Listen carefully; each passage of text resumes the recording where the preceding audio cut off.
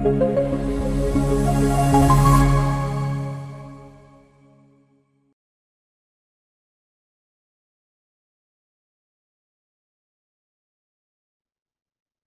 buenas noches a todos, ¿cómo están? Vamos a dar nuevamente inicio a nuestra sexta clase del Diplomado en Terapia Cognitivo-Conductual, con énfasis en métodos y técnicas de intervención. Ayer teníamos entonces pendiente una actividad. eh, Sé que de pronto el tiempo es corto porque pues estábamos terminando anoche y ya muchos hoy en la tarde o en la mañana también tenían pues como actividades laborales, pero teníamos la actividad, ya se las voy a compartir nuevamente, desde el modelo ABC, que lo habíamos hecho ya ayer, pero también teníamos un modelo de Beck, que era la parte de las distorsiones cognitivas. Voy a compartir la pantalla del ejercicio que veníamos haciendo. Teníamos entonces dos casos. Un caso de Beck sin resolver práctico. Este sí es para que ustedes lo realicen. No sé si alguien quiera compartir la respuesta que hizo del caso de Mariana, de 32 años, pero también teníamos el caso de Erika. Ese es el caso clínico de la paciente, donde la idea era hacer esas actividades. Eran tres preguntas. La idea era solo hacer la primera, identificar esas distorsiones cognitivas que estaban en el relato de Erika. Vamos entonces a observar algunas distorsiones cognitivas en el relato. No sé si alguien quiera participar, si alguien lo realizó.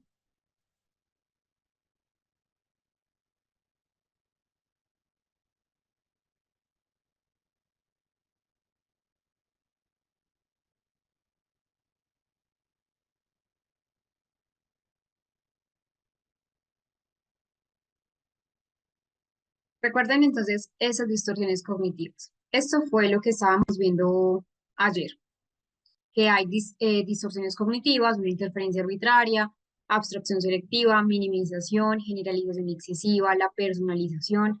Había una que era culpabilidad, que se relacionaba bastante con la personalización, sentirse culpable por hechos que son externos, hechos que son de pronto aislados de, de nuestro poder o de nuestro control. Una visión catastrófica, una visión hacia el futuro que se va a ver percibida como negativa, las etiquetas globales, que dimos un ejemplo de ello, y los deberías. Los deberías son tanto propios o de los demás, pues son rígidas, ortodoxas, inflexibles sobre cómo deberían suceder las cosas.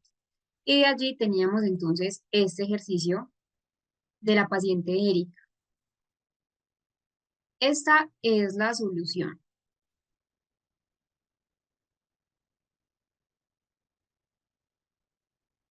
de Erika, del caso clínico de Erika. Entonces, en Erika se puede ver varios componentes. Lo primero es que, bueno, este era el único ejercicio que la idea era que hicieran, el primer punto, por tiempo y porque vamos paso a paso.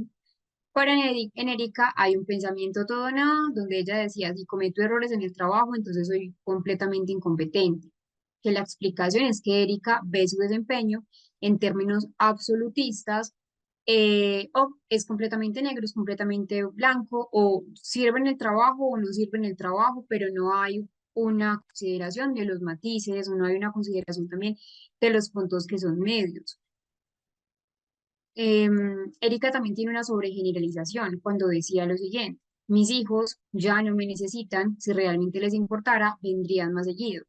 Es decir, a partir de una situación concreta, que es la sobregeneralización, empieza a ver todo desde la misma situación en términos absolutos, pero no hay de pronto tampoco como esos matices, para la redundancia que habíamos hablado acá en el pensamiento dicotómico, porque también sus hijos estaban ya en otros, pues en otra tónica, estaban también pues con otras familias, ya sus hijos habían volado del nicho, tenía de hecho pues un duelo por el nicho vacío, como tradicionalmente se llama, y no es que a los hijos no les importara en absoluto, solamente que tenían sus propias responsabilidades personales. Una lectura de la mente, porque decía, mis compañeros se han dado cuenta de mis errores, hablan de mí a mis espaldas. Recordemos que esa lectura de la mente es que cuando ya una persona piensa que otro piensa, por eso es lectura de la mente, que están hablando mal o que le cae mal, es porque se asumen los pensamientos de otra persona sin una base sólida, sin un componente sólido. Acá hay otras muchas, en este caso de Erika, hay otras muchas distorsiones cognitivas. Está también la catastrofización, está una descalificación de lo positivo, un razonamiento también emocional, de hecho, se puede ver en la paciente Erika.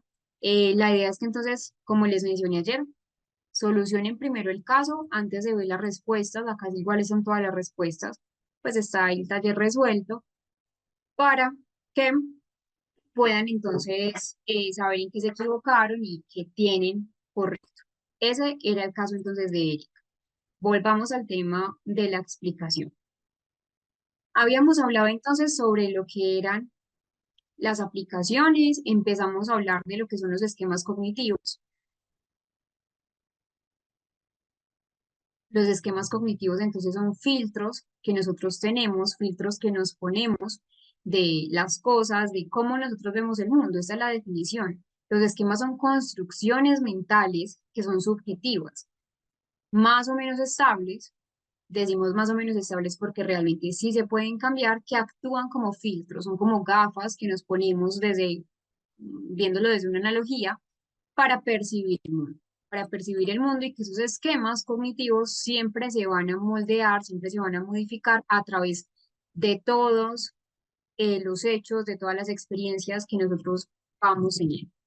Vamos a ver entonces, así como lo hemos hecho en varios momentos de todo el diplomado, cómo son los esquemas cognitivos.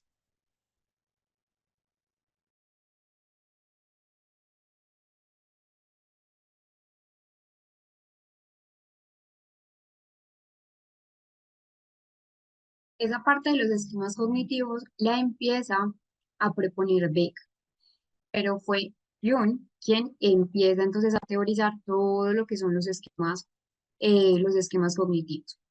Esos esquemas cognitivos son patrones mentales, son estructuras mentales, más fácil, es mejor decirlo de esa manera, son patrones de pensamiento que lo que usamos es o los usamos para organizar, para interpretar la información del mundo.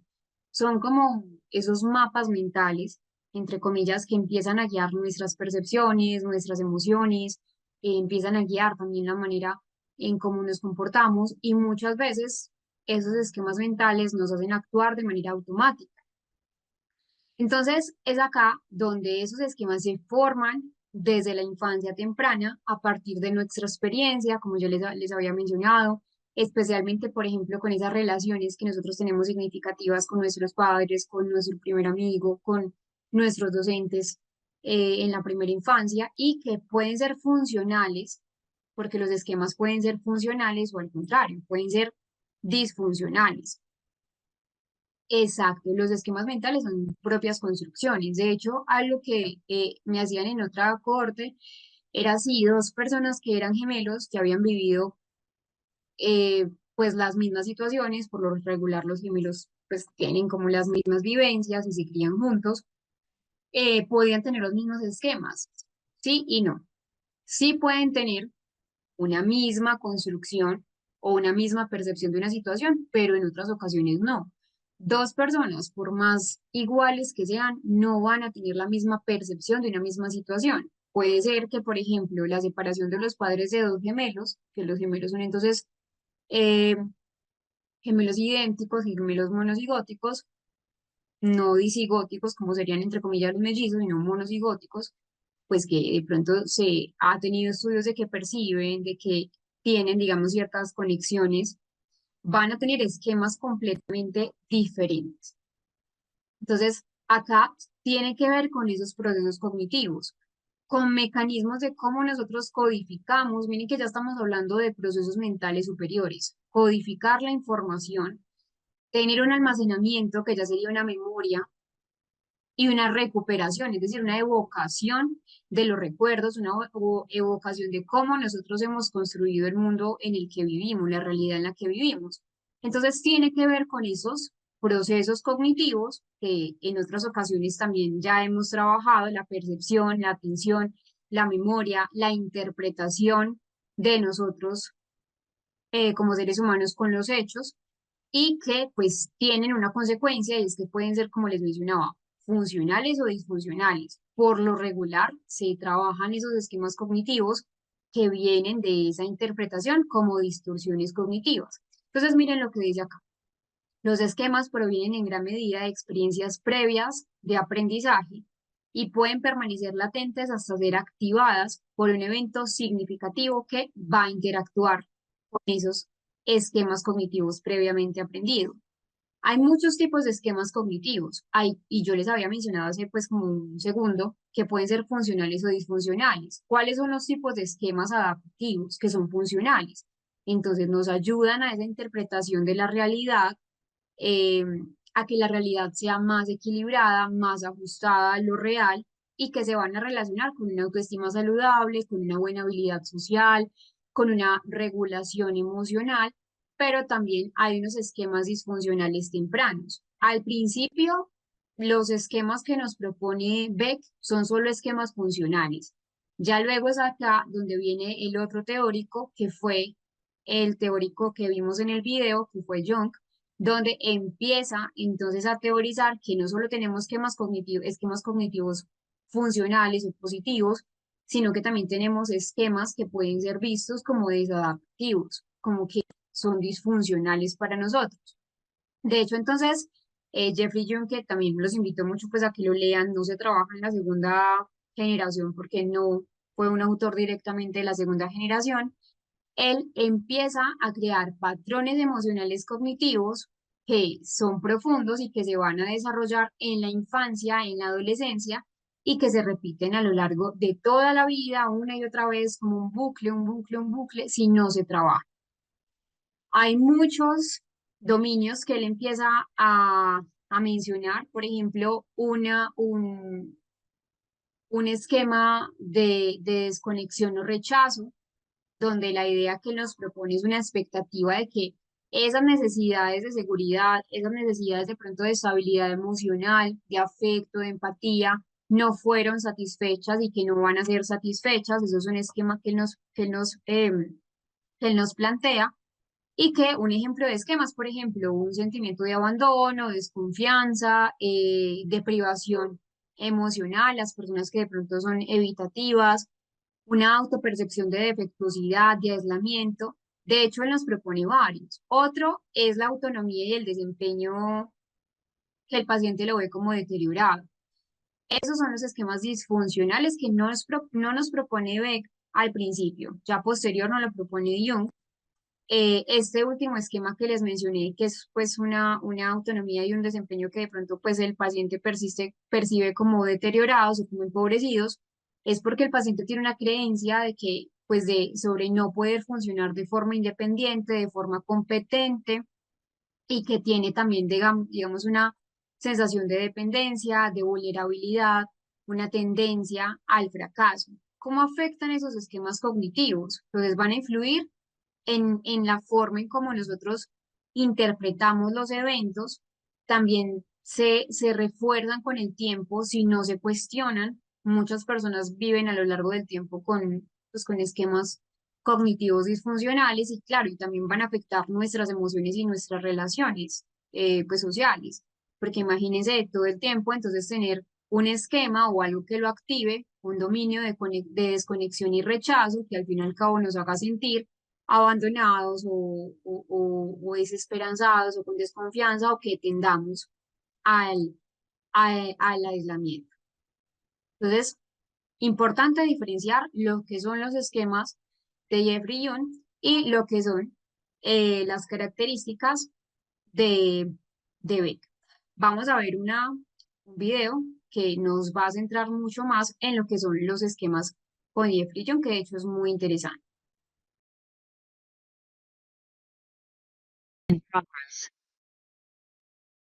Volviendo a Beck, tenemos las creencias.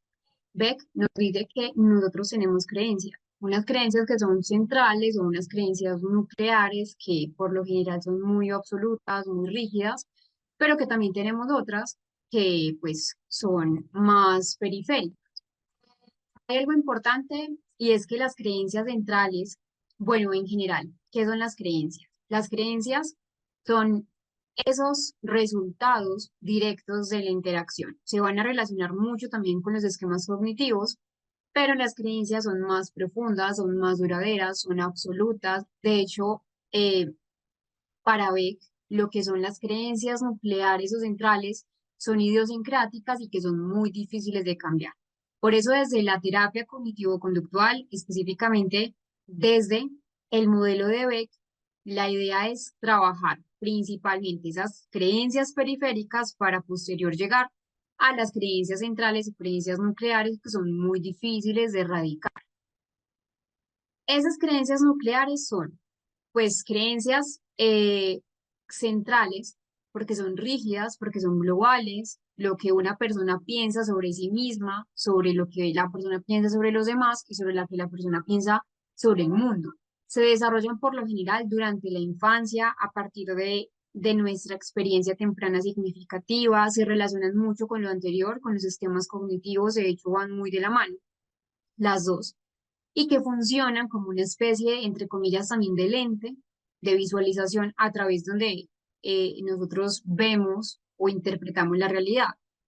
Unas características de las creencias nucleares es que son absolutas. Por ejemplo, soy, entonces soy bueno, soy malo, pueden ser percibidas negativas o positivas, o el mundo es horrible, el mundo es un lugar hostil, o los demás son infames, los demás son viles, y que suelen ser inconscientes. Por lo general, el paciente, si yo tengo esta creencia central o nuclear, es difícil y que la idea es solo accederlo a través de la terapia.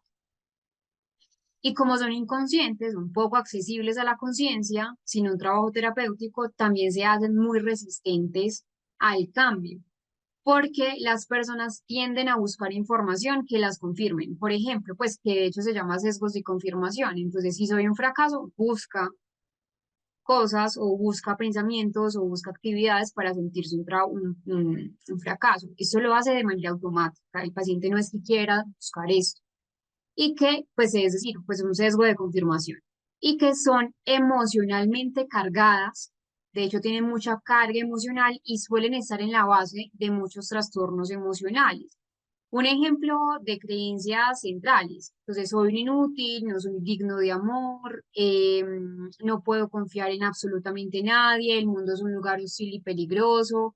Y posterior, entonces, en general, antes de pasar a las creencias periféricas, esas creencias centrales suelen organizar y suelen dar origen a lo que es el sistema de nuestra personalidad, de nuestros pensamientos más angulares, una piedra angular de lo que conforma nuestra lógica en el mundo. Y posterior tenemos las creencias que son periféricas. ¿Por qué son periféricas? Porque se, se sostienen de esas creencias nucleares, se derivan de las creencias nucleares. Esas creencias periféricas son más conocidas como las actitudes, como reglas, como supuestos que se derivan de pronto de hechos más superficiales, no son tan arraigados como las creencias nucleares o centrales, y que son supuestos, son derivados específicos de las primeras, de las creencias centrales. Entonces son condicionales, operan como mecanismos también de defensa o de pronto mecanismos como estrategias para evitar que esas mismas creencias centrales se activen o se hagan muy evidentes. Las características más puntuales de las periféricas, o pues que realmente son ramificaciones de las nucleares, es si no soy perfecto, los demás me van a rechazar. Debo complacer a todos para ser aceptado. Si muestro mis emociones a los demás, entonces me voy a ver vulnerable y los demás se van a aprovechar de mí. Estas creencias son más accesibles en terapia y la modificación de esas creencias, por eso les mencionaba, la modificación de las creencias periféricas es, y de hecho tiene un efecto más importante en la sintomatología del paciente, porque son más fáciles del acceso a la conciencia, a la mente, al análisis. Entonces, son creencias igual profundas, pero no tan arraigadas como lo que son las creencias nucleares. ¿Cómo se van a relacionar? Entonces, vamos a imaginar que la creencia nuclear es la raíz de un árbol. así desde una analogía. Entonces, de esa raíz surgen ramas más visibles, que son esas creencias periféricas. Por ejemplo, una creencia nuclear es soy defectuoso. Recuerden, si lo hacemos en una analogía, una creencia nuclear es la raíz del árbol.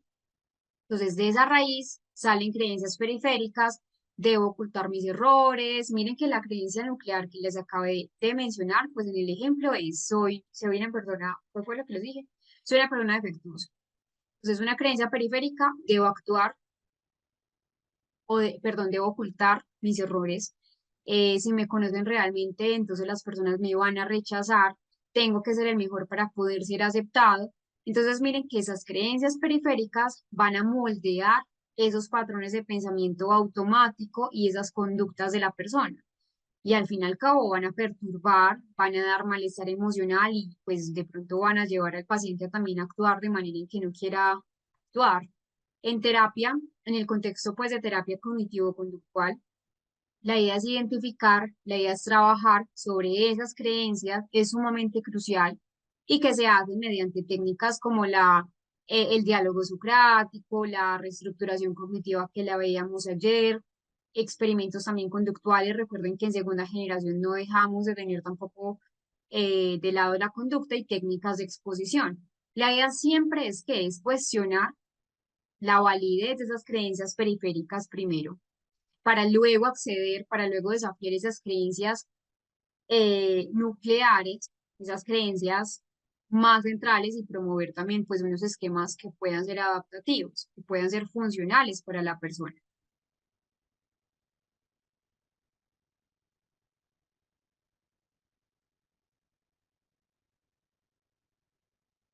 Tenemos esto, entonces los pensamientos automáticos se activan, pero los pensamientos automáticos son internos, son diálogos internos, el paciente los ha aprendido a lo largo de su vida, tienen que ver también con los otros que ya habíamos mencionado, que siempre serán creídos para el paciente siempre son fehacientes y que no son fáciles de detectar, no son fáciles de controlar y que acá entran de forma involuntaria, de forma espontánea al pensamiento y que generan en el paciente drama y una situación negativa.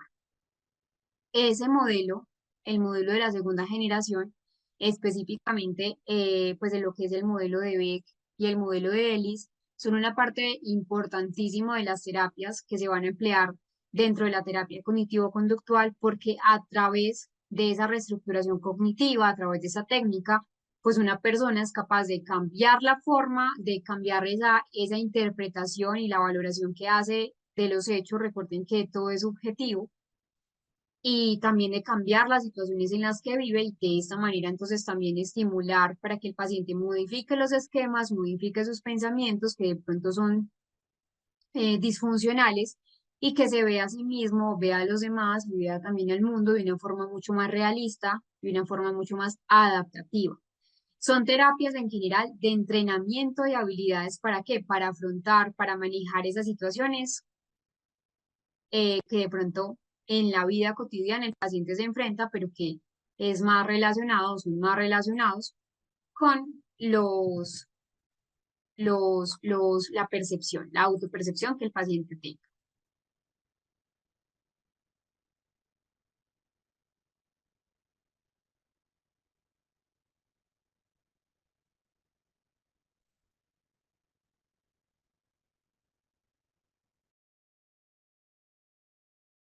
Recording in progress.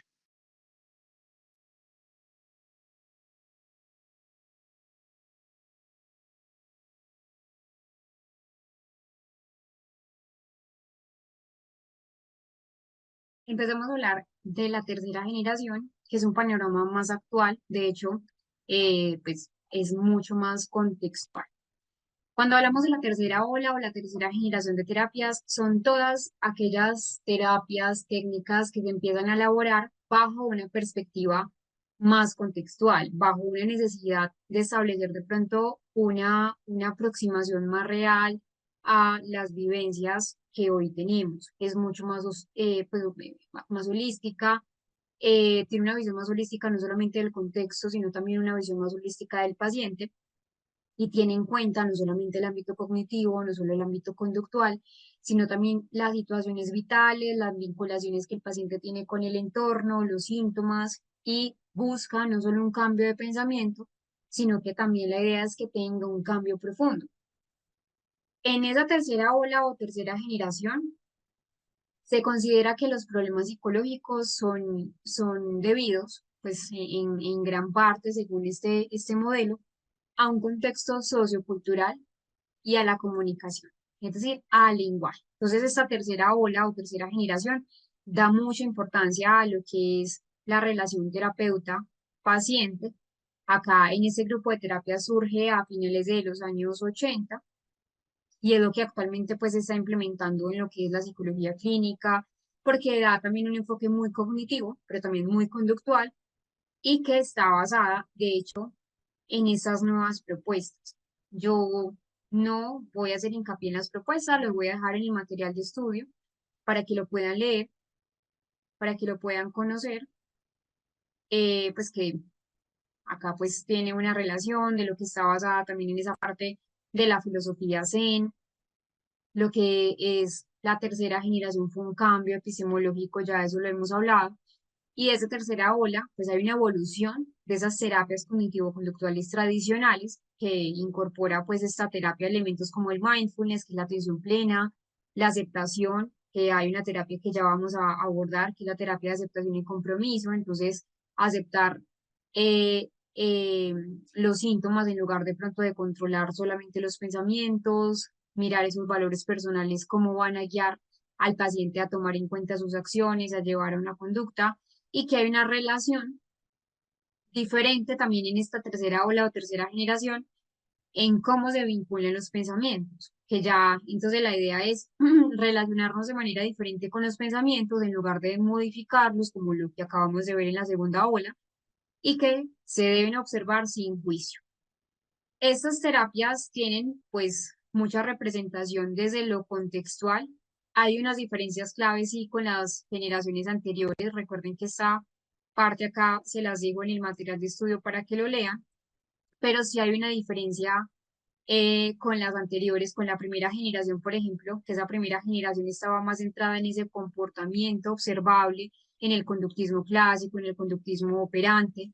La segunda generación, que fue la que acabamos de terminar, hay una incorporación de los procesos cognitivos, donde estaba la reestructuración cognitiva, donde estaban también las distorsiones, y de esa tercera generación, donde acá hace un énfasis en el contexto, en la aceptación, en la flexibilidad psicológica, una flexibilidad mental, más como tal que en el cambio del contenido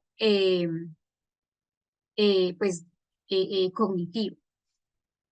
Eh, de hecho, hay que tener en cuenta algo sumamente importante, y es que muchas personas de pronto tienen cierta reticencia, cierta distancia con lo que es la terapia del mindfulness, porque muchos dicen o muchos creen que por ser de pronto o venir desde la psicología transpersonal o desde la parte más zen, como una filosofía muy zen, no tiene como una validación científica, y como neuropsicóloga les digo que realmente sí. Hay muchas investigaciones que han podido demostrar cómo incluso el cerebro, como el mindfulness, pues no solamente tiene efectos a nivel psicológico, sino que también pues tiene cambios medibles en el cerebro, especialmente cuando se practica de forma regular. Entonces, que estos cambios pues se han evidenciado eh, a través de muchos estudios.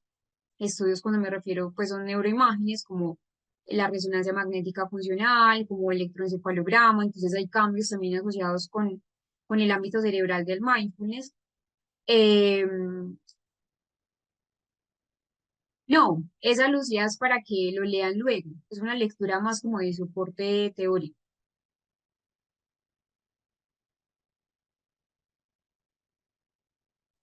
Y tenemos, por ejemplo, lo que les mencionaba, hay cambios cerebrales asociados al mindfulness. Entonces, en la corteza prefrontal, que es la corteza, pues por no decir la más importante, pero sí es el neocórtex, pues es la más reciente, es lo que nos hace diferentes con los seres humanos, perdón, con los animales. Entonces, acá está relacionada con la atención, con la regulación emocional, con la toma de decisiones, con la autorregulación. Y el cambio que podemos tener es con el mindfulness, es que va aumentando la actividad, la densidad, de hecho, de la materia gris de la corteza prefrontal, que es el neocórtex, mejora la atención sostenida, ese control emocional. De hecho, en neuropsicología también se utiliza el mindfulness, no solo en el campo pues de la psicología. En el hipocampo también hemos visto muchos cambios. Por ejemplo, el hipocampo, ¿qué hace? Participa en la memoria, pero el hipocampo también tiene una regulación emocional. Allí participa también en la regulación emocional y en la memoria, la parte más hipocampal. Entonces, cuando hay una práctica repetitiva de mindfulness, hay un aumento del volumen hipocampal que se ha visto entonces en personas que hacen meditación con una práctica regular, con una práctica sostenida, y que el efecto al fin y al cabo va a mejorar esa reducción del estrés, pues va a reducir el estrés y va a mejorar la memoria de trabajo. Cambios en la amígdala, que de hecho pues la amígdala sabemos que es la que uno de las que se encarga de procesar emociones, sobre todo el miedo, sobre todo esa respuesta al estrés de huida. Y cuando hay una práctica de mindfulness, hay una disminución de esa actividad amigdalina. Hay también pues una reducción también de tamaño en esa práctica constante. Y un efecto es que, claro, si es menor actividad, vamos a tener menor reactividad emocional y mayor regulación del estrés. La ínsula también tiene cambios, el cíngulo anterior, bueno, son cambios a nivel cerebral que nos da el mindfulness, pero también que esos cambios cerebrales ayudan a, a, a, a mejorar el estado de muchos pacientes. En general, las terceras generaciones van a utilizar mucho lo que es el mindfulness. De hecho, por ejemplo, vamos a ver acá estas tres, ya las vamos a trabajar. Hay una específica que es terapia cognitiva basada en el mindfulness, pero la idea es que las terceras generaciones van a trabajar no en disminuir el síntoma, sino más bien aceptar aquellos eventos que tienden a ser permanentes, eh, que no podemos cambiar. Por ejemplo, en el caso de la fibromialgia o en el caso del dolor crónico o en el caso, por ejemplo, de una enfermedad que es crónica, dolorosa, insidiosa, o enfermedades como ya paliativas, como en el cáncer ya, donde no podemos hacer, pues donde no podemos cambiar la realidad, pero sí podemos aceptarla o tener otra perspectiva de esa misma realidad. Y que parte también de ese abordaje terapéutico, donde se debe construir pues un repertorio amplio, no solo de conducta, sino también de pensamiento, y algo que es muy diferente a las otras técnicas u otros modelos es que acá en la tercera generación se utilizan los valores, el sentido de la vida, lo que es la aceptación, el compromiso, y la relación terapéutica es sumamente fundamental. Actualmente, pues de hecho, esta terapia cognitiva conductual de tercera generación, pues es una de las principales psicoterapias. Como les mencionaba, hay un abordaje de ese sufrimiento, un abordaje de esa aceptación, y que entiende la conducta como emociones, como pensamientos, como sensaciones, como respuestas psicofisiológicas, y que también de pronto, a diferencia de las otras, da mucha influencia a lo que es el lenguaje, a lo que es el contexto y al lenguaje. Estas son las tres terapias de tercera generación. Vamos a empezar por una, que es la terapia de aceptación y compromiso.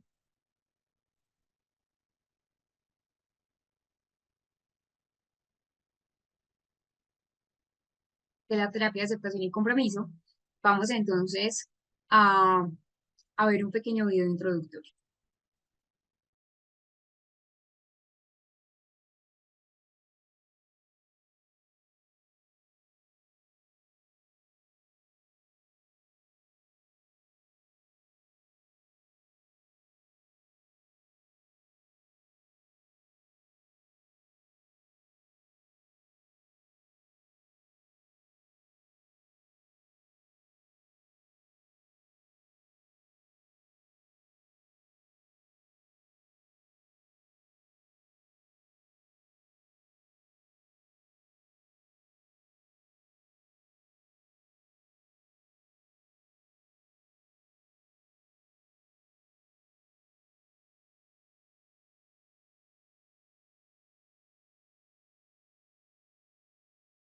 La terapia entonces de aceptación y compromiso, pues que es la que acabamos de ver para de pronto las personas que no conocían mucho o que apenas están empezando pues como con su carrera de psicología. Es una terapia conductual, es de tercera generación que no busca eliminar los síntomas, sino que busca un cambio en esa relación que la persona tiene con los síntomas, tiene con sus pensamientos, tiene con sus conductas y que su objetivo central, su objetivo principal es aumentar la flexibilidad psicológica que tiene el paciente. ¿Cómo así que la flexibilidad psicológica? Esa capacidad que nosotros tenemos de, de estar en contacto con el momento presente, con el acá y la ahora, con actuar de forma que sea coherente con nuestros propios valores, incluso de pronto si hay una presencia de emociones, de pensamientos o recuerdos que son difíciles de lidiar con ellos. Fue desarrollada por los años 80 por Stephen Hayes y que se basa en principal pues en esos principios del conductismo radical, de hecho, pero que también incorpora elementos del mindfulness, de la aceptación, de los valores personales.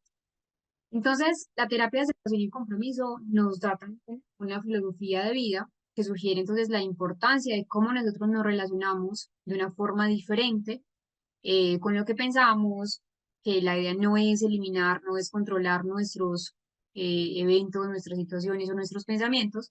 Y antes de entrar a ver un poco más sobre lo que es la terapia de aceptación y compromiso, también es exponer los componentes que trabaja esta terapia. Habla mucho de lo que es el sufrimiento humano. Desde la ACT, pues hay un sufrimiento. Menciona entonces que es íntimamente relacionado el sufrimiento con el lenguaje y con pues el componente humano, y es que la terapia de aceptación y compromiso nos propone una visión de pronto radicalmente diferente al resto de lo que ya hemos visto, porque acá lo que implica es que todos sufrimos. El hecho de ser humanos entonces nos lleva a sufrir. El sufrimiento, según la ACT, es inherente a la condición humana, entonces menciona que es imposible no sufrir y que como psicólogo clínico, de hecho, desde la ACT, también menciona eso como un principio, que si un psicólogo clínico tiene la idea de que es posible vivir una vida lejos del sufrimiento, es muy probable que esta creencia sea transmitida al paciente y que los pacientes que de pronto acudan con ese psicólogo, pues tengan o que generen falsas expectativas con respecto al manejo del malestar. Acá hay muchas preguntas de lo que hace la ACT, la terapia de aceptación y compromiso, y es de dónde viene el sufrimiento, porque el sufrimiento no lo podemos evitar. Entonces, la terapia de aceptación y compromiso afirma que el solo hecho de ser seres verbales, ser seres de la comunicación o seres del lenguaje, ya tenemos implícitamente esa capacidad de sufrir, esa capacidad de interpretar los eventos, de interpretar las situaciones y que se sufre cuando se recuerdan hechos pasados o cuando se imaginan sucesos venideros, sucesos futuros, y de pronto también se sufre al comparar de pronto lo que quisiéramos haber obtenido y no obtuvimos, o lo que tenemos y pudimos haber tenido mucho más, o compararnos con los demás. Entonces, para las terapias de aceptación y compromiso, el ser seres verbales, entre comillas, implica como si fueran dos caras de la moneda. ¿Cómo así que dos caras de la moneda? Por un lado, es pues innegable que el desarrollo del lenguaje también nos ha permitido evolucionar como especie, nos ha permitido desarrollar muchas habilidades o incluso estas terapias de las que estamos hablando, alcanzar avances significativos pues en términos evolutivos, pero también el lenguaje nos lleva de pronto a tener el otro lado de la moneda, donde nos implica también comprender que el malestar y el sufrimiento hacen parte de nuestra condición como seres humanos. Hay muchos principios de la terapia de aceptación y compromiso. Vamos a ampliar entonces un poco eso. De hecho, pues también está fundamentada pues en una teoría del marco más relacional, donde la ACT se basa pues como en una teoría del marco relacional, pues donde hay una teoría del lenguaje, de la cognición, por eso utiliza tanto el término lenguaje, porque lo que hace esta terapia del marco relacional es que, pues que también es una teoría pues de hecho, es que los seres humanos o como seres humanos aprendemos a relacionarnos o aprendemos a ver esos eventos de forma arbitraria a través del lenguaje. Entonces es una habilidad que sí es muy útil, donde les mencionaba el ejemplo de las dos caras de la moneda, pero que también es la base del sufrimiento psicológico, donde podemos incluso quedar atrapados en nuestras propias palabras, según realmente es el fundamento teórico de la teoría del marco relacional, donde quedamos atrapados en las frases, quedamos atrapados en las palabras, un sufrimiento psicológico es la base, y que pues incluso a veces hay recuerdos que ya no son funcionales. ¿Qué busca la terapia de aceptación y compromiso? Yo les mencioné ahora, no busca que la persona se sienta mejor, entre comillas, no, sino que la persona viva mejor, que la persona viva de manera más plena, con sentido, aunque a veces se sienta mal. Entonces esto implica primero aceptar lo que no puede controlar, comprenderse también con acciones que sí se pueden controlar y que estén alineadas también con esos valores personales. Hay 6 pasos de procesos centrales en la ACT. Entonces, acá vamos a ver algunas características antes de pasar a los procesos que se trabajan en la ACT. Lo primero es que hay que tener en cuenta que tenemos una condición humana, entonces que tanto la experiencia humana, hay una búsqueda de placer, pero también una búsqueda de displacer que forman parte del ser humano, que lo que va a guiar la conducta es una búsqueda, entonces, de lo básico, de los ideales, los valores del placer, y a una no evitación experiencial. Dice lo siguiente, hay una tendencia a vivir del dolor y de eliminar el malestar a toda costa, con todos los recursos posibles.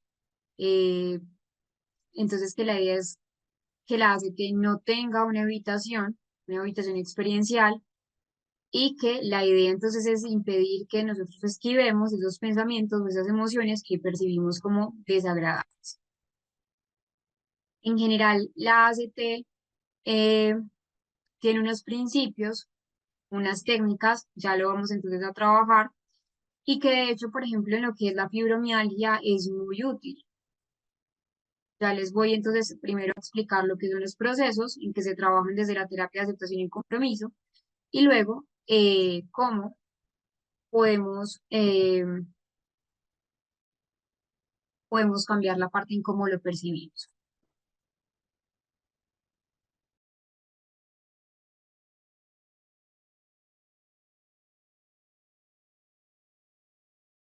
Tenemos entonces los procesos que se trabajan desde la terapia de aceptación y compromiso.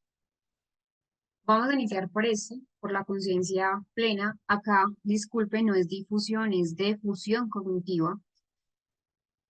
El primero, que es una aceptación, una conciencia. Vamos a empezar por varios, por acá. Empecemos por el más sencillo, entre comillas, que es la aceptación. Entonces, la ACT nos propone esos 6 procesos psicológicos que son o que están interrelacionados y que promueven la flexibilidad psicológica.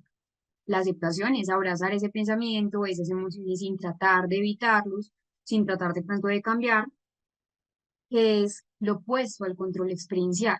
Luego tenemos una difusión cognitiva, que es observar esos pensamientos como lo que son, como eventos mentales que no son verdades absolutas, y que pues la idea es que pues son técnicas como repetir una palabra muchas veces hasta que pierda de pronto el sentido la palabra. Eso es lo que nos ayuda a mostrar esa difusión cognitiva.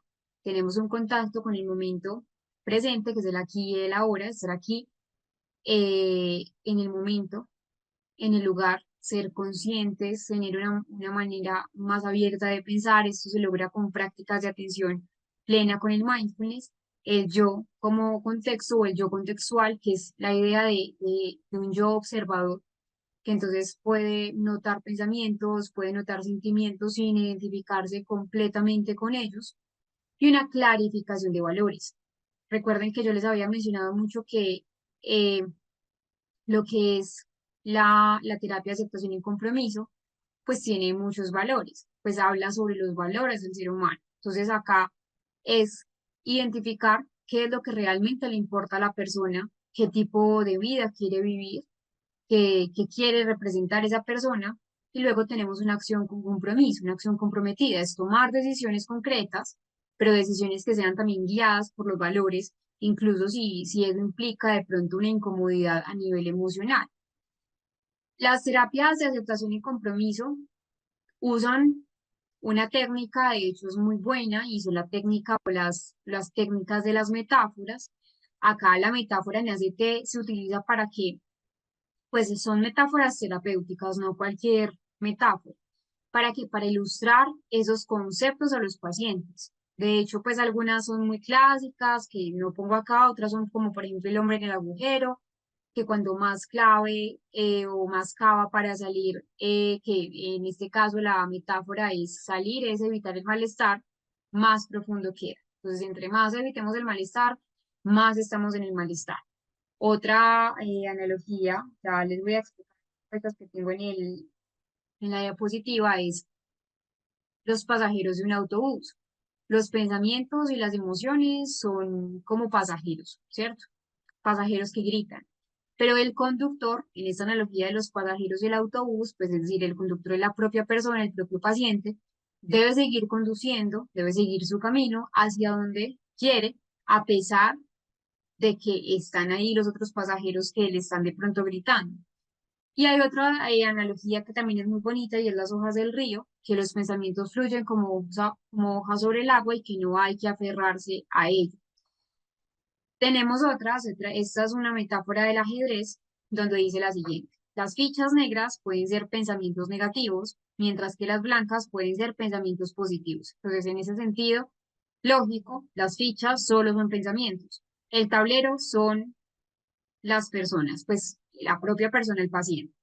Esta metáfora está utilizada en la terapia de aceptación y compromiso porque permite entender la mente como un espacio en el que ocurren cosas, que son los pensamientos, que podemos percibir y observar sin ser esas cosas. No somos los pensamientos, no somos las fichas del tablero.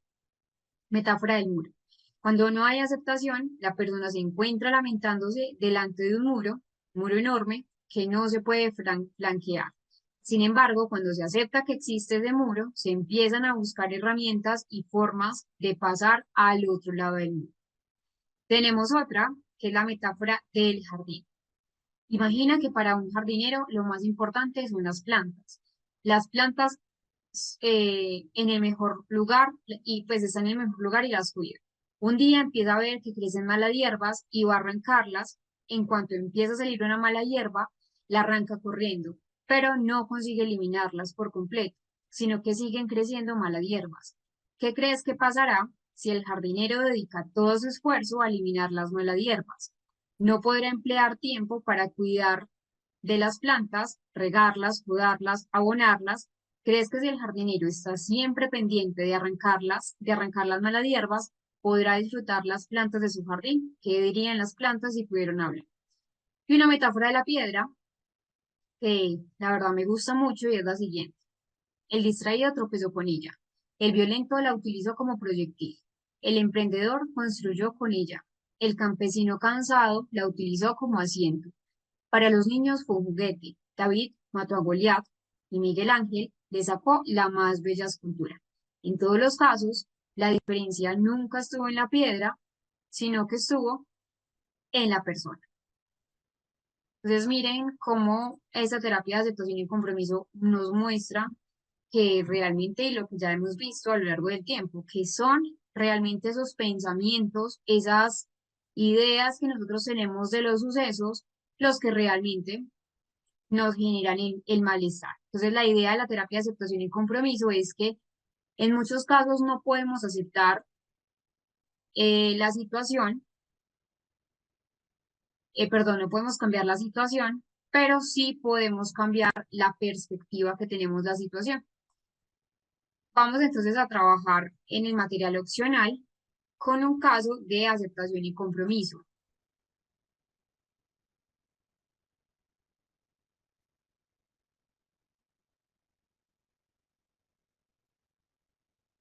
Acá tenemos caso clínico ACT, pero por acá también en el material opcional yo les dejé unas técnicas, pues les hice como un compilado de un libro que también lo tienen allí en el material, técnicas de ACT.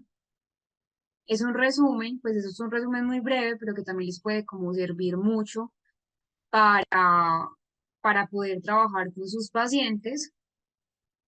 Igual también tienen allí el libro en el material, pero por ejemplo está técnicas específicas para la difusión cognitiva, reducir el impacto de los pensamientos negativos, esa es pues como el objetivo central pues del parámetro, pues como de la técnica. ¿Y cuál es el objetivo? Ayudar a la persona a distanciarse de sus pensamientos en lugar de tomarlos como verdades absolutas. Y acá vemos un ejemplo. Ejercicio del yo. Entonces yo tengo el pensamiento de que, por ejemplo, entonces reemplazar, yo tengo el pensamiento de que soy un fracaso por estoy teniendo el pensamiento, recordemos que algo que nos propone la terapia de aceptación y compromiso es que los pensamientos son pues como muy contextuales, que no son absolutos, que van a cambiar. Entonces, estoy teniendo el pensamiento de que soy un fracaso. Eso ya quita el absoluto. Miren que al principio soy un fracaso por estoy teniendo el pensamiento de que soy un fracaso, lo que ayuda también a mejorar la perspectiva. Otra es una repetición de palabras, que es una técnica de leche, leche, leche. La idea entonces es, recuerden, es una difusión, reducir ese impacto de las palabras. Entonces, decir una palabra que no tenga ningún sentido repetitivamente hasta que pierda su significado y se convierta en un simple sonido, para evitar ese pensamiento. Acá tenemos otras, por ejemplo, para técnicas de aceptación, permitir la presencia de emociones sin evitarlas. Allí ustedes entonces pueden encontrar varias técnicas para que las puedan usar con los pacientes y el caso clínico desde la ACT. Vamos a ver este caso.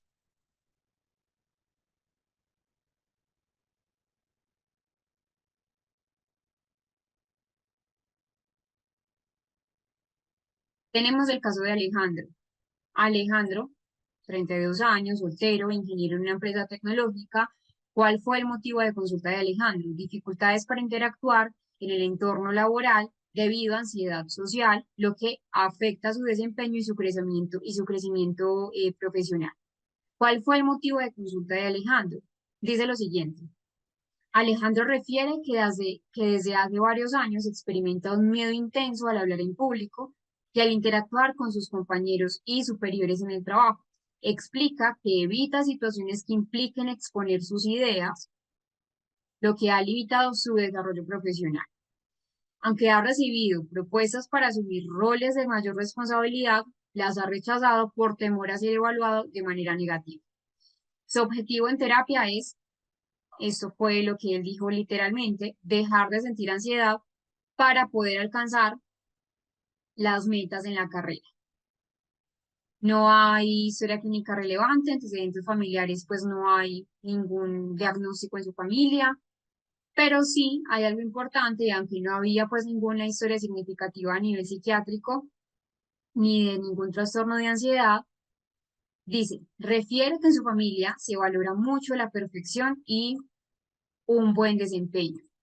Antecedentes personales, entonces estaba la ansiedad social desde la adolescencia, con evitación progresiva de situaciones sociales que él percibía como desafiantes y que nunca ha recibido un tratamiento psicológico previo a sus 32 años, era pues la primera terapia a la que asistía. El estado actual, entonces, es muy funcional en la mayoría de las cosas, pero que tenía así un alto grado de insatisfacción ya en muchas áreas de su vida, en muchas esferas. La evaluación inicial se hizo entonces unos instrumentos estandarizados, la escala de ansiedad social de Leybold, donde la puntuación estaba elevada y había una habitación y una ansiedad hasta a situaciones sociales, un cuestionario de fusión cognitiva, donde hay una fuerte identificación de esos pensamientos negativos en Alejandro, y un cuestionario también de aceptación y de acción. Lo que pues realmente resultó allí es que Alejandro tenía una baja flexibilidad psicológica. Recuerden que la idea es que con la ACT podamos mejorar en el paciente la flexibilidad y que no tenga una habitación experiencial. Esa fue la primera hipótesis de trabajo, el análisis preliminar que se hizo con el caso, que fue el siguiente. Alejandro presentó un patrón de evitación experiencial sostenido, donde su miedo a la habitación negativa lo ha llevado a evitar situaciones significativas para su desarrollo profesional. La lucha constante contra su ansiedad refuerza su evitación, generando un círculo vicioso que restringe su vida. Desde el modelo de la ACT, en terapia de aceptación y compromiso, se trabaja en aumentar la flexibilidad psicológica de Alejandro, ayudándolo a cambiar su relación con la ansiedad en lugar de solo eliminar. Se hizo todo el plan de tratamiento desde la ACT, El objetivo general entonces con Alejandro era que pudiera desarrollar más flexibilidad psicológica para que él pudiera entonces también tener acciones y tomar acciones más alineadas como con sus valores, con sus metas vitales, a pesar de que había una presencia de ansiedad.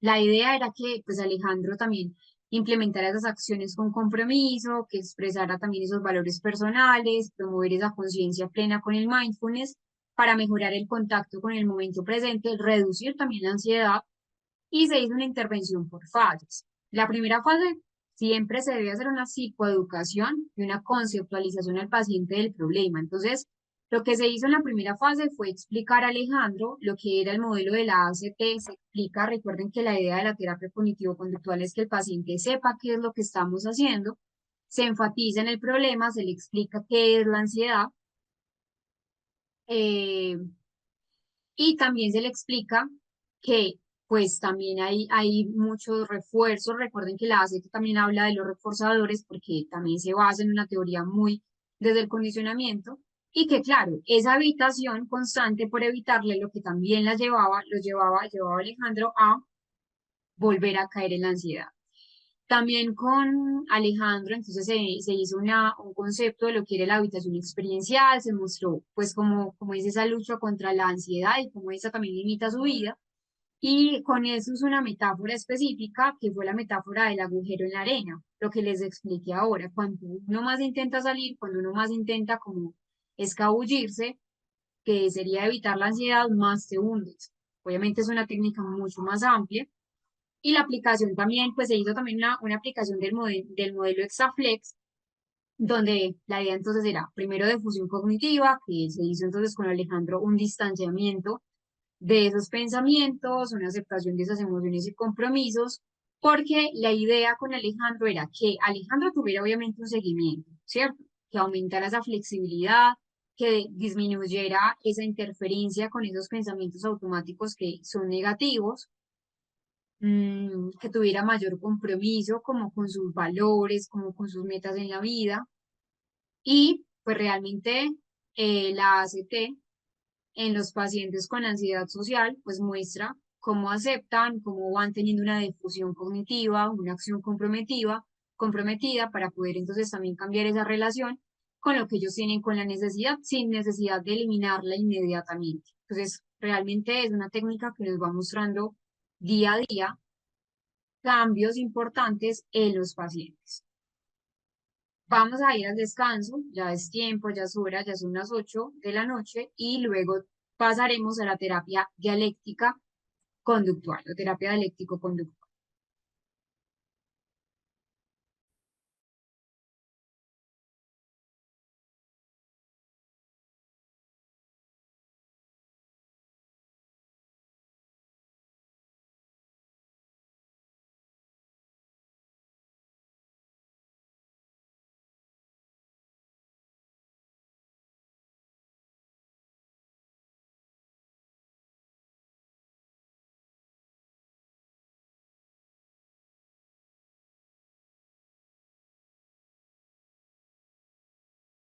Bueno, vamos entonces a hablar de la terapia dialéctico-conductual,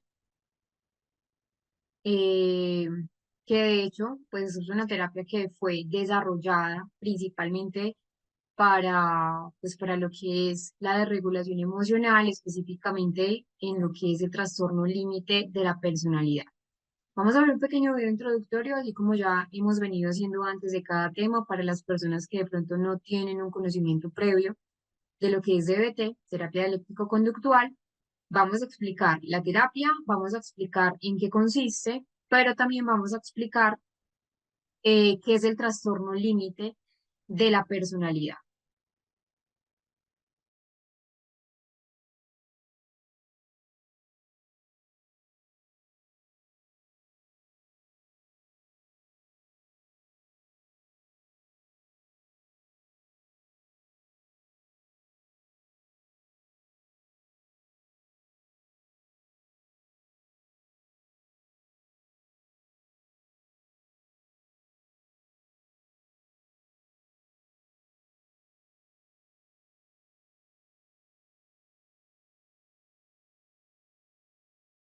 con Mercedes Jorquera, miembro fundador de la Asociación Española de DBT.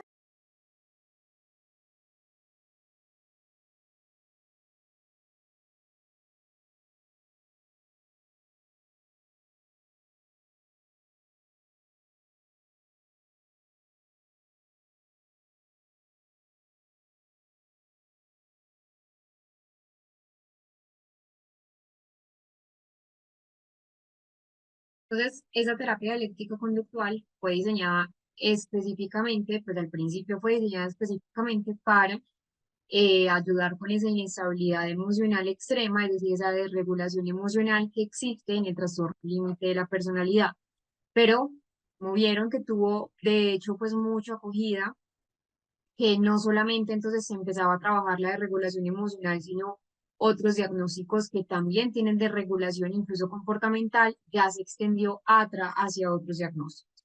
Entonces, esta DBT, pues por las siglas en inglés, porque de hecho las siglas en español es TDC, pues es una terapia que está basada en esa evidencia científica, esa evidencia conductual, esa evidencia emocional, como ya vieron, entonces estas terceras generaciones van más allá o pues más acá de 1980 y que inicialmente empezaron para tratar el trastorno límite de la personalidad, pues han demostrado ser muy efectivas para otros problemas como la depresión, como la ansiedad, como pues el consumo de sustancias psicoactivas y otros trastornos alimenticios.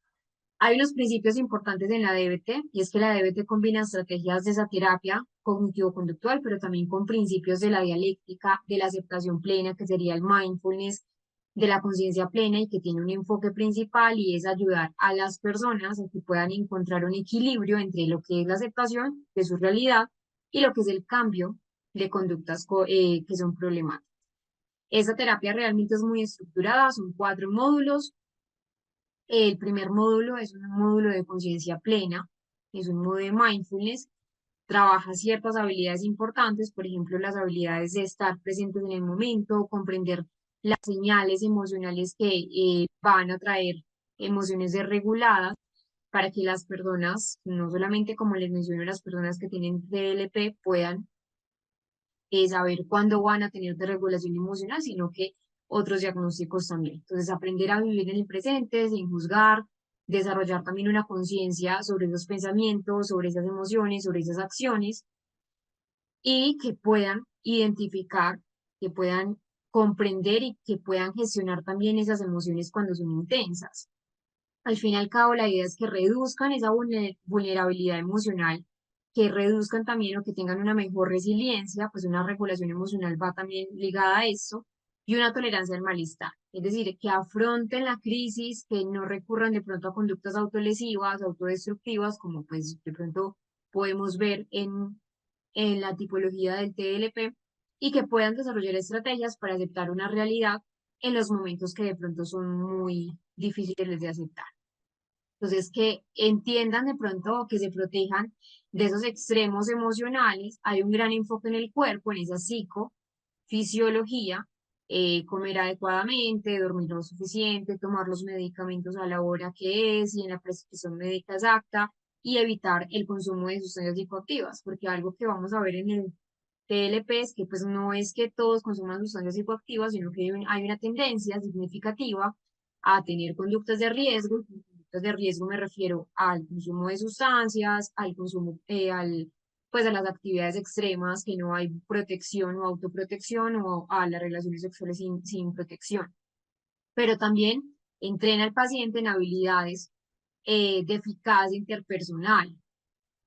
A menudo las interacciones con los demás son los factores que desencadenan la desregulación emocional, esos comportamientos autolesivos, comportamientos impulsivos, entre comillas, comportamientos manipulativos, porque no son tan desde la manipulación, como por ejemplo en el trastorno de la personalidad antisocial. Sí hay manipulación, pero no es de pronto con la intención de, sino es por el afán de no sentirse abandonados.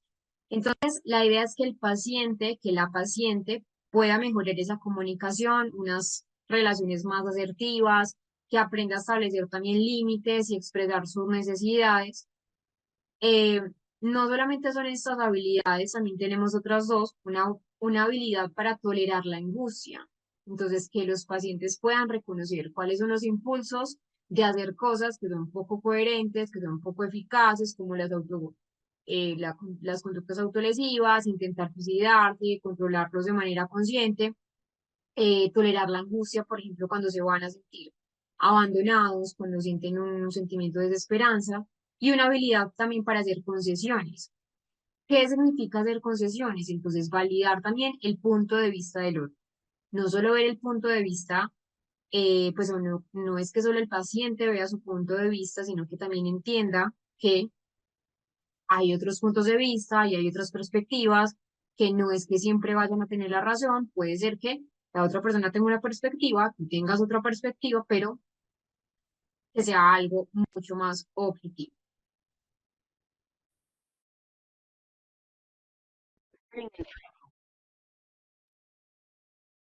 Entendamos un poco qué es el trastorno límite de la personalidad. Entonces acá tenemos que, o debemos tener en cuenta que el trastorno entonces es una alteración en ese sistema de la regulación emocional y que hay una triada. Entonces es un trastorno del sistema donde hay un probable ambiente invalidante, pues un ambiente invalidante es aquel que niega, aquel que invalida, aquel que ignora ciertas necesidades y que hay una disfunción a nivel biológico en el sistema de la regulación emocional. Entonces, el TLP,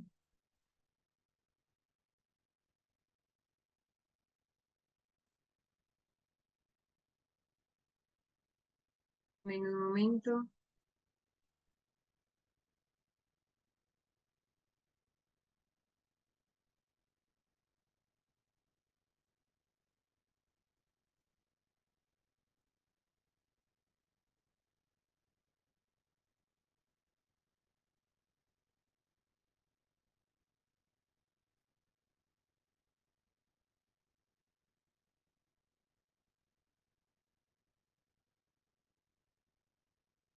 lo que ahí ven bien en pantalla.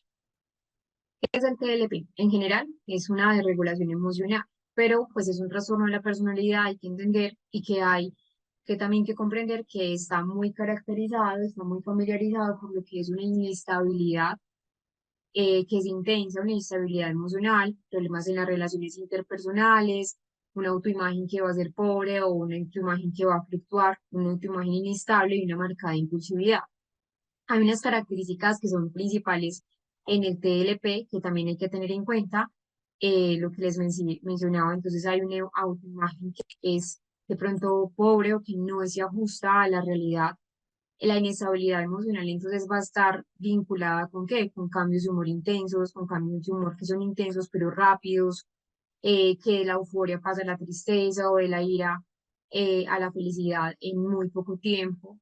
No quiero que confundamos el TLP con el trastorno afectivo bipolar, porque muchas personas lo suelen confundir porque pasan de la euforia a la ira en un muy breve momento o por cosas que de pronto son muy insignificantes. No, hay una diferencia entre el TLP y el trastorno, eh, eh, se me escapa la palabra, eh, se me escapó el diagnóstico que les acabé de mencionar, trastorno afectivo bipolar. Entonces, diferencia, sí, hay ambos en inestabilidad, solo que acá las fluctuaciones pues no son tan largas o duraderas como lo que podemos ver en el trastorno afectivo bipolar. Y acá hay dificultad para manejar emociones que son negativas. En general, las relaciones interpersonales en el TLP, pues hay un patrón de relaciones que son intensas, pero que son muy caóticas, entonces es muy frecuente que el paciente con TLP idealice a la persona, idealice a alguien, pero luego ese alguien tenga una devaluación por cualquier cosa que puede ser insignificante. Acá igual lo coloco, que pasa pues como en términos extremos, del amor al odio, o que muy posiblemente de la nada pueda cambiar como la percepción que tenía de una persona. Si antes admiraba a una persona, al otro día puede parecer una persona pues que desprecio, puede ser una persona que desprecia por un simple aspecto. Entonces hay un medio extremo, también hacia abandono. Por eso se habla que las relaciones interpersonales son inestables, no solo por esto, sino porque hay miedo extremo al abandono. Pues puede ser real o puede ser imaginario. Real, que se imagine que su novio, que su mejor amiga, que sus papás, alguien cercano y alguien significativo, pues los va a abandonar, pero también puede ser eh, real o imaginario, ¿cierto? Lo que puede llevar entonces a conductas que son desesperadas para poder evitar a toda costa el abandono. Es allí entonces donde llega, por ejemplo, que la persona logre manipular, entre comillas, como les digo, es una comilla, manipular al otro para que se quede, para que no se vaya.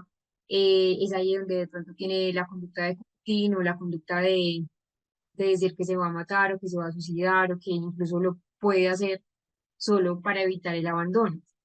De hecho, acá, pues, antes de explicarles, pues, como, de hecho, vamos a ver, pues, un caso de una paciente, no es la paciente que les voy a comentar en este momento, pero la paciente que tengo de ejemplo para ese miedo al abandono, era una paciente que ella estaba en toda una autopista, en toda una avenida de acá de la ciudad de Medellín. Eh, Más adelante van a ver que, de hecho, pues, en la práctica clínica del TLP, hay algo importante y es que son seguimientos a nivel telefónico a los pacientes, porque pues muchos pacientes tienen una desregulación emocional que a veces sale como del foco terapéutico, a veces puede estar incluso pues como en la vida cotidiana, y la idea es que el paciente pues también tenga como o que los familiares o los coterapeutas, que en este caso pues son las familias, puedan tener también pues como una ayuda. Entonces, la paciente que les estaba comentando es una paciente que estaba en duda la avenida, en una pues avenida muy concurrida de la ciudad de Medellín. Estaba ya muy de noche, eh, a pesar de ser de noche, pues la ciudad sigue siendo muy concurrida, pues esa avenida sigue siendo muy concurrida, y la paciente lo que hizo fue, cuando ya tenía una discusión con su novio, lo que hace inmediatamente es abrir la puerta del carro, el carro estaba en movimiento y ella se tira, pues intenta hacer, se intenta tirar del carro, ya no lo logra hacer. Hay varias cosas. Primero, es una avenida. Segundo, cuando me refiero que era de noche, era porque ya era la madrugada, pues igual seguía oscuro. Tercero, en esa avenida, al lado hay todo un río, pues donde pasa el río Medellín, y en ese pequeño, pues como en ese pequeño puente que hay entre el río y la avenida, hay pues muchas personas que habitan en calle, que a esa hora pues puede ser que estén consumiendo. Entonces habían muchos factores de riesgo donde ella no pensó. Ahí es donde está el componente de impulsividad, y hay obviamente que entrenar a a la persona a evitar o a controlar esos impulsos que se dan en el TLP. Entonces, por miedo al abandono puede tener conductas impulsivas, pues ahí también no solamente esto, sino que hay problemas de identidad. Entonces hay una autoimagen que es muy fluctuante, cambiante, hay una sensación de un vacío muy crónico y una falta también de sentido de identidad estable. A veces se pueden amar, a veces se pueden detestar, y que también hay impulsividad, lo que les mencioné, pues conductas de riesgo, conductas súper arriesgadas, como esta de la paciente que les mencionaba, o también, por ejemplo, de abuso de sustancias psicoactivas, conductas impulsivas, actos impulsivos, compras compulsivas, de hecho también, o las autolesiones. Las autolesiones y esos comportamientos, como les menciono, pues que son como comportamientos de la terminología más suicida, cortes, quemaduras, otras formas de autolesión, llevan también a unas amenazas, a unos intentos de suicidio que son recurrentes cuando se sienten abandono, se exacerban cuando hay estrés. Eh, y también hay un pensamiento disociativo y una paranoia que puede ser una paranoia transitoria. Entonces hay episodios de desconexión de la realidad, especialmente en situaciones que se las activan, en situaciones de estrés. Cuando hablamos de las causas, cuando hablamos de los factores del TLP, pues sí, hay factores genéticos y biológicos, que de hecho es un desequilibrio en la parte de la neurotransmisión cerebral, pero en general, si vamos a hablar como desde la parte más del contexto, de esas experiencias traumáticas de la infancia, abuso, negligencia, una inestabilidad familiar o un ambiente familiar que sea inestable o invalidante, también van a configurar en cómo se procesa la información, lo que hablábamos ahora de los esquemas, de las creencias nucleares, de la segunda generación. El tratamiento, pues para la terapia, perdón, para el TLP, y la terapia dialéctico-conductual, que la idea entonces es que se enfoque en los pacientes en mejorar esa regulación emocional, que tengan mejor tolerancia pues a la frustración y que puedan al fin y al cabo tener unas mejores relaciones interpersonales.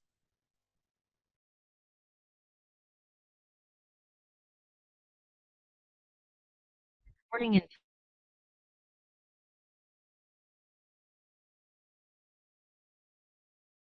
También hay otros diagnósticos para el abordaje con DBT, entonces miren que la mayoría están basados en lo que es la desregulación emocional, abuso de drogas, trastornos alimenticios, trastornos del estado de ánimo, los trastornos escolares, trastornos del comportamiento, pues trastornos del comportamiento disruptivo y lo que es el TDAH. Así es la modalidad de intervención, entonces es una sesión por semana de 50 a 90 minutos, sería lo ideal, sería lo ideal. A veces pues no se puede hacer porque los tiempos no se ajustan, se trabaja con objetivos entonces de modo jerárquico, atendiendo a la relevancia del paciente, se identifican esas contingencias involuntarias en el mantenimiento de la conducta disfuncional que tenga el paciente. La estructuración del entorno del paciente también debe ser importante y lo que habíamos hablado hace un rato, el entrenamiento en ciertas habilidades, entonces no es solamente de sesiones individuales, no, la idea es que también sean al menos sesiones grupales, afortunadamente pues en muchos casos sí se logra, en otros no. La DBT es muy rigurosa, entonces eso sí es muy importante, no puede faltar una vez por semana, por lo menos durante ese primer año.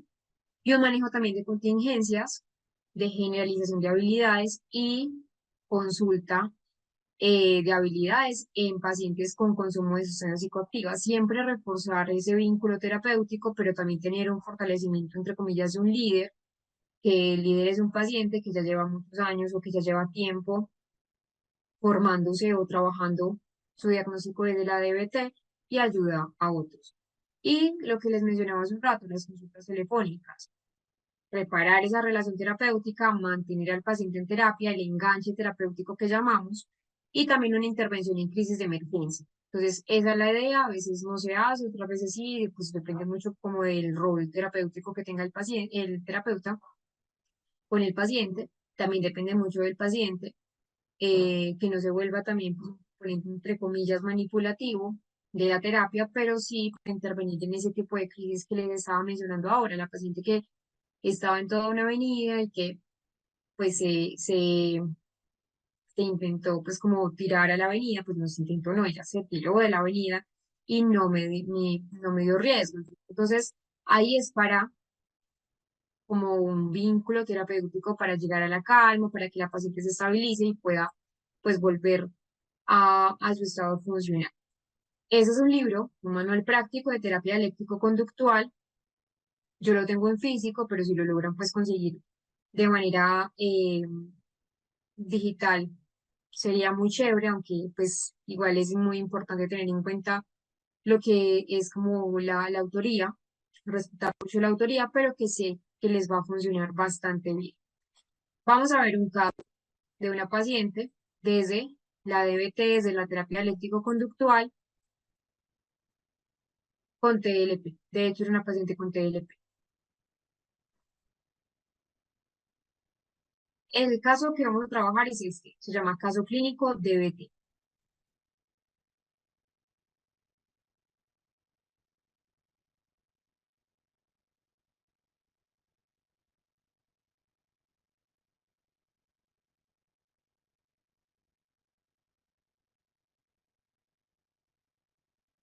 Laura, Laura entonces tenía un diagnóstico de trastorno límite de la personalidad. La idea entonces con Laura era trabajar desde la DBT. Es un nombre que cambia, obviamente, pues por respeto a la paciente real, 27 años, soltera. La ocupación era estudiante universitaria, pero al tiempo, para poder costear sus estudios, Laura trabajaba medio tiempo como pues en atención al cliente. ¿Cuál fue el motivo de consulta? Siento que no tengo control sobre mis emociones. siento que no tengo control sobre mis emociones. A veces estoy bien, pero de repente todo se vuelve insoportable, mis relaciones son un desastre y no quiero seguir viviendo así. Eso es lo que refería Laura. La historia clínica psicopatológica que ella tenía. Laura refería a terapia por su psiquiatra, fue remitida por psiquiatría, ya la psiquiatra había identificado en Laura pues un diagnóstico de la personalidad, un trastorno límite de la personalidad, TLP, y que pues desde la adolescencia siempre se había presentado una marcada inestabilidad emocional, siempre había tenido unas relaciones interpersonales caóticas que no eran duraderas en Laura. Ella mencionaba que pues en el colegio, en el bachillerato, siempre tuvo conflictos interpersonales, conseguí una amiga, pero al rato ya ella sentía que la amiga estaba hablando mal de ella. A impulsividad, episodios de autolesión, ya tenía entonces 3 intentos de suicidio en los últimos 5 años.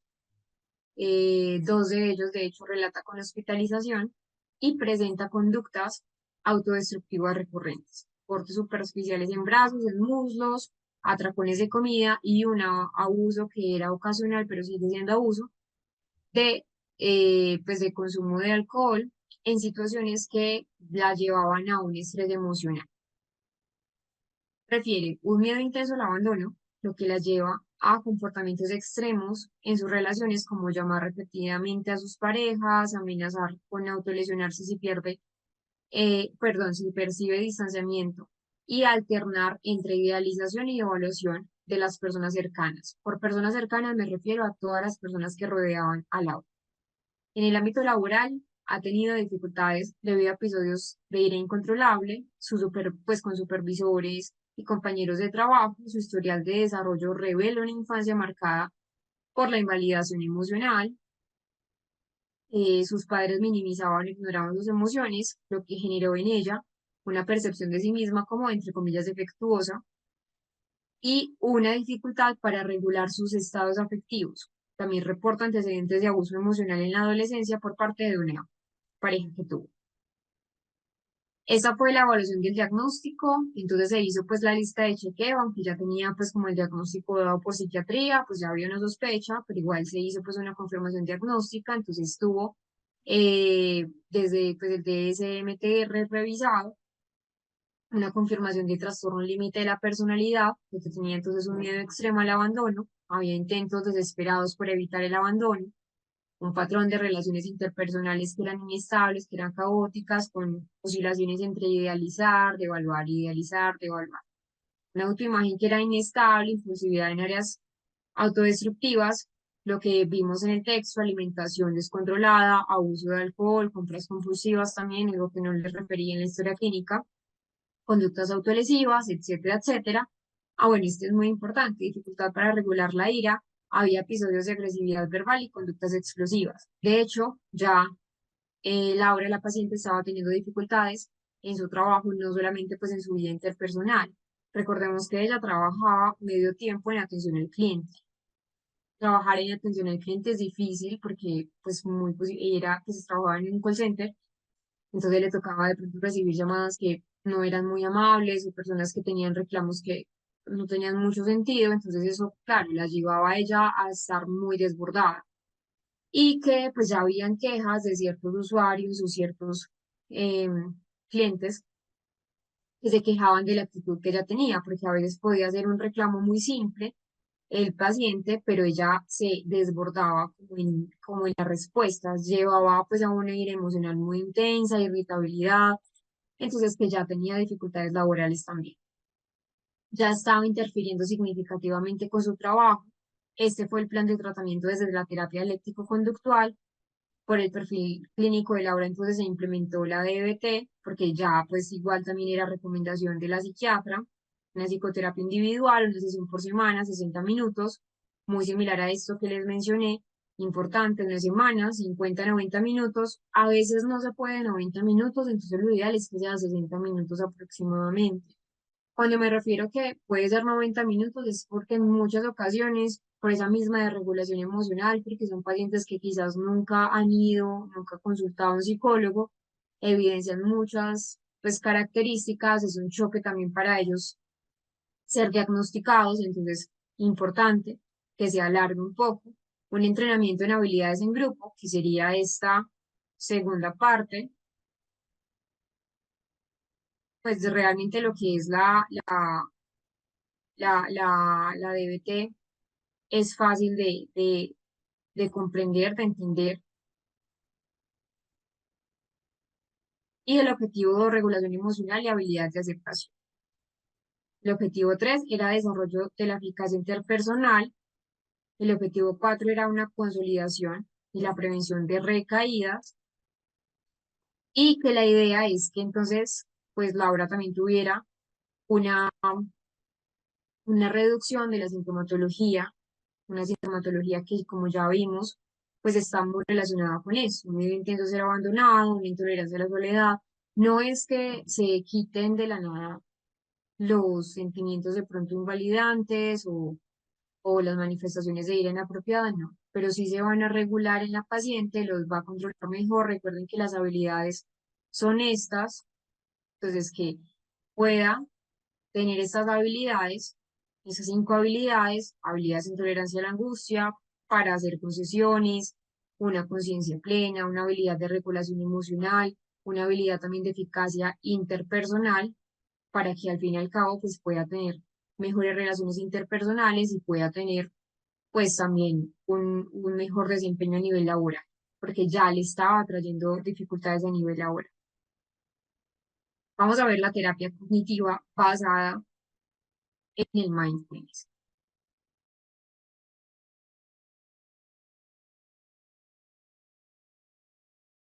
Bueno, vamos a dejar hasta acá.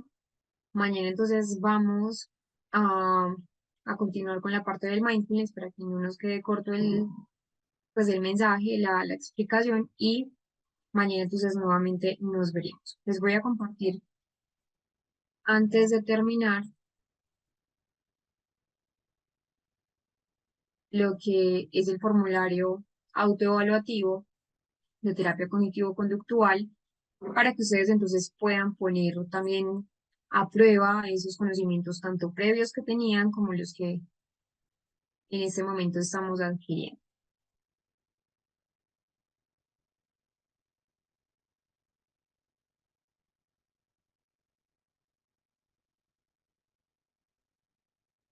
Bueno, desde que les estoy compartiendo, entonces desde el formulario, mañana en un momento de la clase lo vamos a trabajar, lo vamos a resolver y también vamos a ampliar pues el tiempo para poder dar solución a muchas dudas que quizás tengan. Espero que descansen bastante, nos veremos entonces nuevamente mañana y recuerden el formulario. Mañana en la mañana, pues perdón, mañana en las horas de la primera parte de la clase se los vuelvo a compartir. Chao, que estén muy bien.